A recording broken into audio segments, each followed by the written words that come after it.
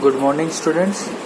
आज के video lecture में जो हम टर्मिनल एनालिसिस का टॉपिक पढ़ने जा रहे हैं, हमने लास्ट क्लास में एन टर्मिनल एनालिसिस पढ़ा था कि कैसे हम पेप्टाइड्स के NH2 ग्रुप की साइड से अमीनो एसिड की सीक्वेंशियल डिटर्मिनेशन कर सकते हैं। आज हम सी टर्मिनल एनालिसिस का टॉपिक पढ़ेंगे। देखो, सबसे पहला मेथड जो है वो है हाइड्रोजिनोलिसिस मेथड। इस हाइड्रोजिनोलिसिस मेथड में हम जो पेप्टाइड होगा उसकी रिएक्शन कराएंगे एनहाइड्रस हाइड्रोजीन से, उसकी रिएक्शन कराएंगे हाइड्रोजीन के साथ। हाइड्रोजीन क्या होता है? हाइड्रोजीन होता है NH2, इसको हाइड्रोजीन कहते हैं। इस हाइड्रोजीन के साथ रिएक्शन होगी, ठीक है। तो जो पेप्टाइड है, देखो उसमें पेप्टाइड में बहुत सारे अमीनो एसिड हैं, ठीक है। जो कार्बन टर्मिनल पे COH के टर्मिनल वाला अमीनो एसिड है, उसको छोड़ के बाकी सारे अमीनो एसिड जो उस पेप्टाइड में जुड़े हुए हैं, उन सभी के हाइड्रोजाइड्स बन जाएंगे। उन सभी हाइड्रोजाइड्स को क्या करेंगे? क्रोमेटोग्राफी की हेल्प से सेपरेट किया जाएगा। कैसे? हाइड्रोजाइड्स होंगे, उनकी कुछ बेसिक स्ट्रेंथ होगी। बेसिक स्ट्रेंथ के बेसिस पे जो डिफरेंट अमीनो एसिड्स हैं वो रिटेन हो जाएंगे, ठीक है। बस जो फ्री कार्बन टर्मिनल वाला था, जो सबसे इधर था, सबसे राइट साइड में था, कार्बन COH वाला amino acid, free carbon terminal वाला अमीनो एसिड, उसका क्या होगा? वो उस क्रोमेटोग्राफी के कॉलम में रिटेन नहीं होगा। जैसे मैं ऐसे एग्जांपल ले लूं कि 4 अमीनो एसिड हैं, A, B, C, D, ये पेप्टाइड चेन में जुड़े हुए हैं। तो क्या होगा देखना, ये D वाला जो है ये एक अमीनो एसिड की फॉर्म में रहेगा COOH, और बाकी के ये तीनों अमीनो एसिड A, B और C, इन सभी का क्या बन जाएगा? हाइड्रोजाइड्स। इंडिविजुअल A का हाइड्रोजाइड अलग, B का अलग, C का अलग। फिर इस पूरे मिक्सचर को क्या करेंगे? क्रोमेटोग्राफी के कॉलम में डाल देंगे। क्रोमेटोग्राफी के कॉलम में A का हाइड्रोजाइड गया, B का गया, C का हाइड्रोजाइड गया और D का ये अमीनो एसिड गया। तो इस कॉलम में क्या होगा? इन हाइड्रोजाइड्स को तो रिटेन कर दिया जाएगा, रोक दिया जाएगा, और इस फ्री अमीनो एसिड को नीचे पास कर दिया जाएगा। किसको? मैं कहता हूँ D को पास कर दिया आपने नीचे और एक बीकर में कलेक्ट कर लिया। उसके बाद क्या करोगे? D को आइडेंटिफाई करोगे। D को आइडेंटिफाई करके आप ये बता सकते हो कि D इस COH वाले टर्मिनल पे कौन सा अमीनो एसिड है। COH वाले टर्मिनल पे कौन सा अमीनो एसिड है। देखना, अभी जो मेथड मैंने आपको बताया उसके हिसाब से देखना। ये मान लो एक पेप्टाइड चेन है, ये इसमें फ्री कार्बन टर्मिनल वाला C टर्मिनल वाला अमीनो एसिड है, ठीक है। आपने किससे रिएक्शन कराई? आपने रिएक्शन कराई हाइड्रोजीन से। हाइड्रोजीन से रिएक्शन कराने पे देखो, सिर्फ इसका हाइड्रोजाइड नहीं बना, सिर्फ ये वाला अमीनो एसिड फ्री मिला, ठीक है, अमीनो एसिड के स्ट्रक्चर में, और बाकी सभी का हाइड्रोजाइड बना। देखो, इसका हाइड्रोजाइड बना क्या? यहाँ तो NH2 CHR" और CO NH2।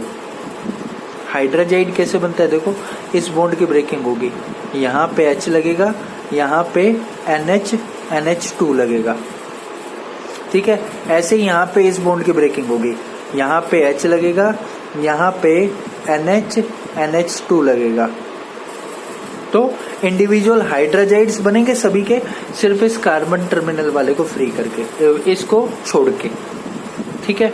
इसका हाइड्रोजाइड नहीं बनेगा, फिर क्रोमेटोग्राफी के कॉलम की हेल्प से इसको सेपरेट कर लेंगे, फिर इसको आइडेंटिफाई करके ये बता देंगे कि इस कार्बन वाले टर्मिनल पे कौन सा अमीनो एसिड प्रेजेंट है। इस फ्री COH वाले टर्मिनल पे, या मैं यूं कहूंगा इस पेप्टाइड के राइट साइड में कौन सा अमीनो एसिड प्रेजेंट है, ये इजीली बताया जा सकता है। ये जो हाइड्रोजिनोलिसिस मेथड है, ये बहुत वाइडली यूज होता है, बहुत कॉमनली यूज होता है अमीनो एसिड्स को बताने के लिए, सीक्वेंसिंग बताने के लिए। इस बात का ध्यान रखना। अगला जो मेथड हम पढ़ेंगे वो है एंजाइमेटिक मेथड। इस एंजाइमेटिक मेथड को देखना। अभी तक हम क्या कर रहे थे, हर मेथड में, चाहे वो एन टर्मिनल एनालिसिस वाला था चाहे सी टर्मिनल एनालिसिस वाला था, कोई ना कोई केमिकल यूज कर रहे थे। ठीक है। और सी टर्मिनल वाले अमीनो एसिड का जब हम डिटर्मिनेशन कर रहे हैं तो केमिकल मेथड इतना ज़्यादा यूजफुल नहीं है। हमने एक ही मेथड पढ़ा सी टर्मिनल एनालिसिस का, हाइड्रोजिनोलिसिस मेथड, वो इतना ज़्यादा सक्सेसफुल नहीं है। तो हमने क्या किया, इन अमीनो एसिड्स के डिटर्मिनेशन के लिए कि कौन सा अमीनो एसिड इस सी टर्मिनल पर प्रेजेंट है, एंजाइम की हेल्प ली।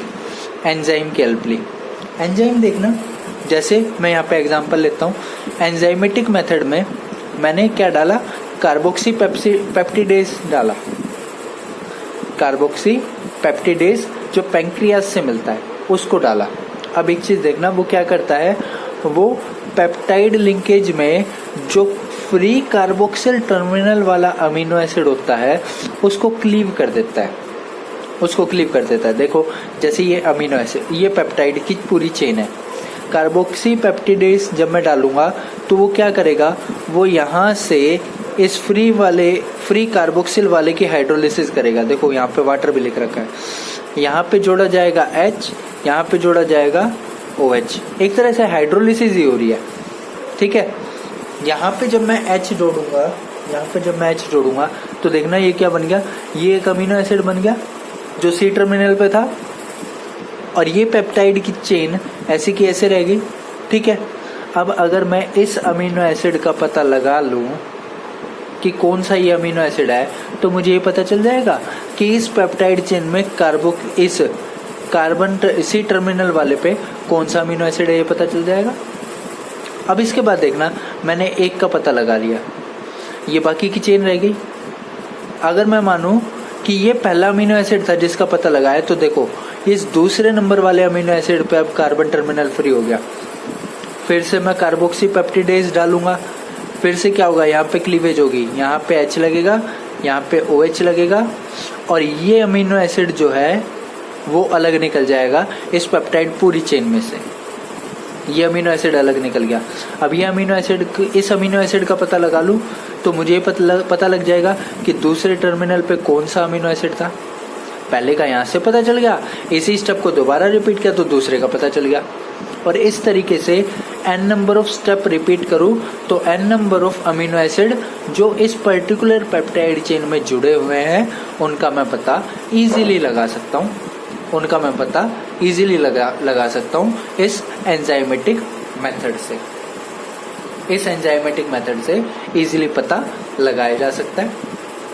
लेकिन एक चीज ध्यान देना, अगर इस अमीनो एसिड की चेन में मान लो 500 अमीनो एसिड है, तो हमें इस प्रोसेस को 500 बार 499 बार रिपीट करना पड़ेगा। और इतनी बार इस प्रोसेस का रिपीटिशन करना एक बहुत ही डिफिकल्ट जॉब हो जाएगा। तो क्या किया जाता है, मान लो किसी चेन में 500 अमीनो एसिड है, देखना मैं एग्जांपल लेता हूँ। क्या किया जाता है, देखो मान लो किसी चेन में 500 अमीनो एसिड है, मैं 10 का एग्जांपल लेता हूँ, A B C D E F G H I J।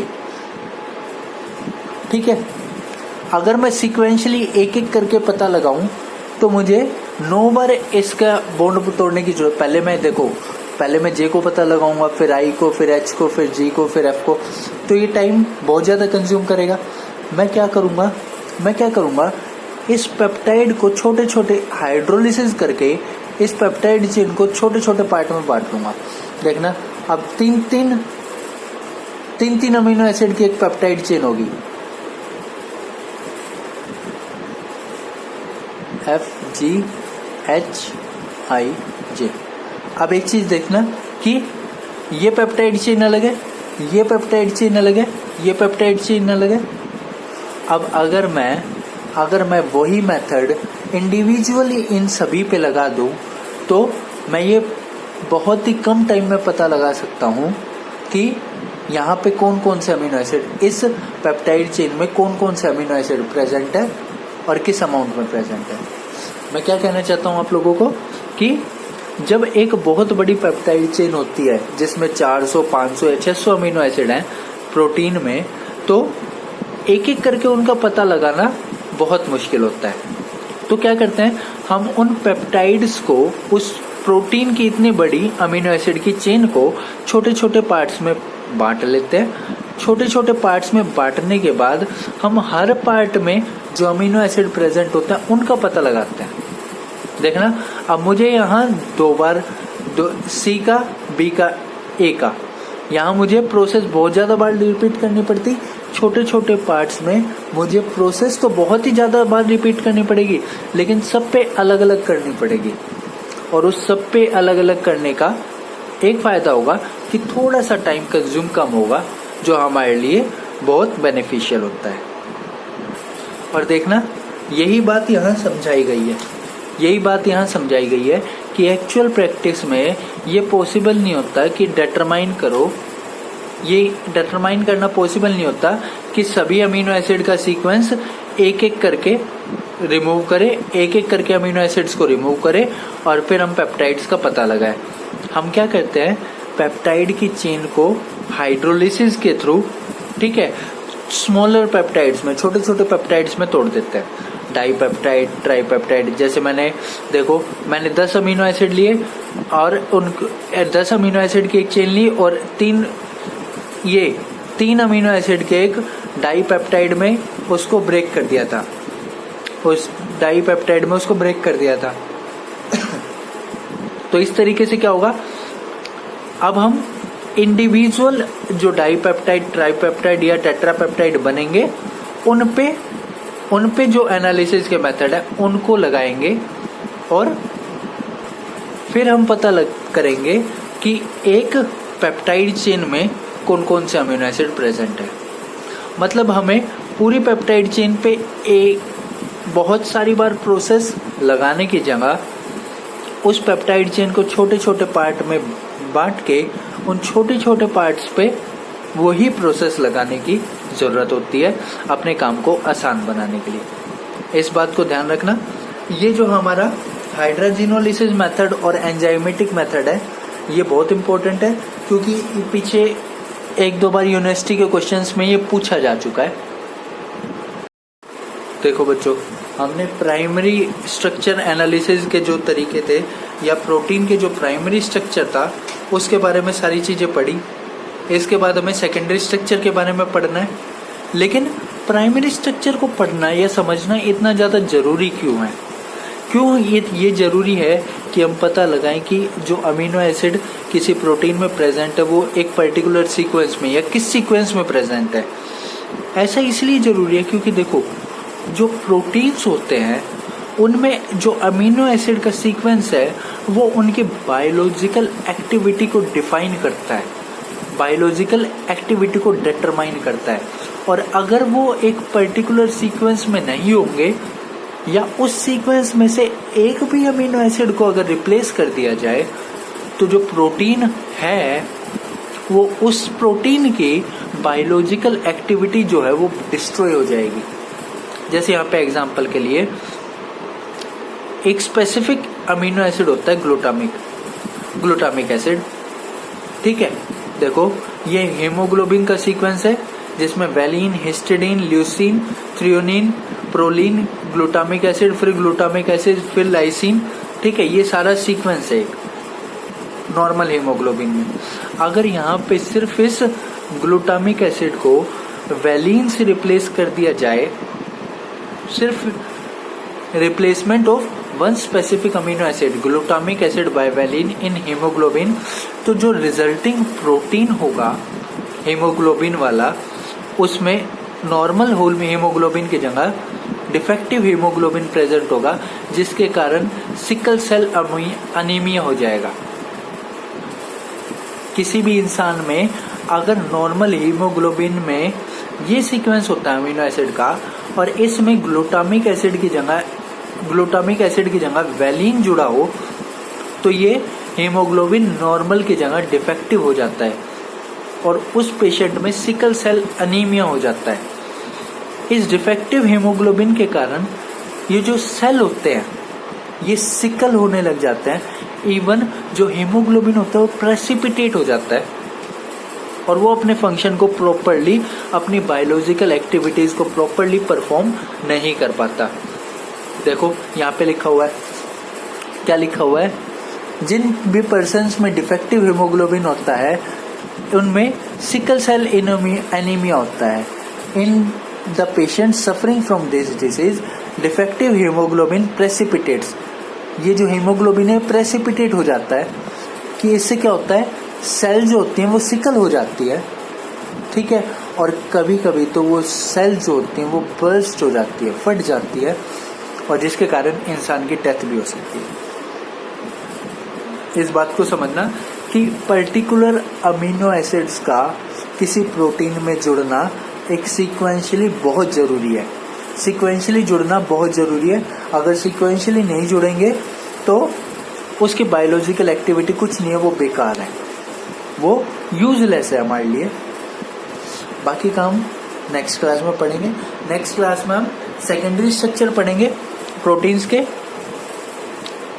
आज के लिए इतना ही। Thank you students.